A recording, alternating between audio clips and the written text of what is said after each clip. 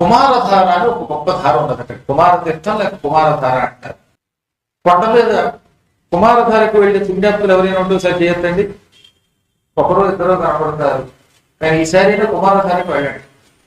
అక్కడ అందులో బోట్లు పెట్టారు, వెళ్ళేది మార్గాలు ఉన్నాయి. ఇప్పుడు కాదు, ఈ టేబుల్ ఇప్పుడు లాగా ప్రస్తుతానికి ఇంకా పడవ పూర్తిగా అన్ని మార్గాలు కావలేదు. కానీ తెలిసిన తర్వాత అన్ని బాగుపడిన తర్వాత ఒకసారి కుమారధారకు వెళ్ళి స్నానం చేయండి.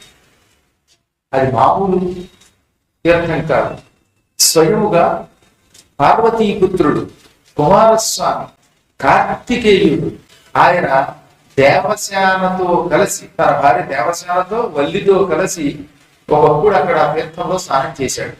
ఆ కొండ మీద ఒక తీర్థం ఉన్నది. ఆ తీర్థం కుమారస్వామి వల్ల ఏర్పడింది.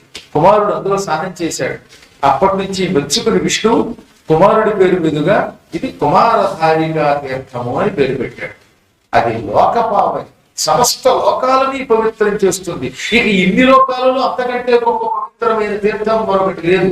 పూర్ణిమ నాడు అక్కడ స్నానం చేయగలిగితే ఇక వాడికి తిరుగులేని పుణ్యం వస్తుంది. ఈ కుమారధారలో స్నానం చేస్తే సంపూర్ణముగా కుమారుడు వచ్చి మన శరీరాన్ని నిమురుతాడు.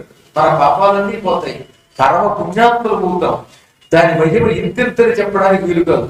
ఈ మహామహిమ ఆ కుమారధార ఉన్నది.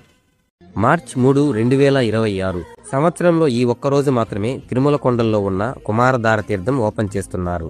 ఈ తీర్థం యొక్క ఎంట్రీ టైమింగ్స్ ఉదయం 5 నుండి 10 గంటల మధ్య మాత్రమే. మార్చి 3వ తేదీ నాడు చంద్రగ్రహణం కాబట్టి ఉదయం 9 గంటల వరకు మాత్రమే టీటీడీ వారు ఈ భక్తులందరికీ భోజన వసతి ఏర్పాటు చేస్తున్నారు. పాపనాశనం డ్యాం నుండి సుమారు 4 నుంచి 5 కిలోమీటర్ల దూరం నడిచి ఒక లోతైన లోయలో సాహసమైన ప్రయాణం చేస్తేనే మనం ఈ కుమారధార తీర్థం చేరుకోగలం.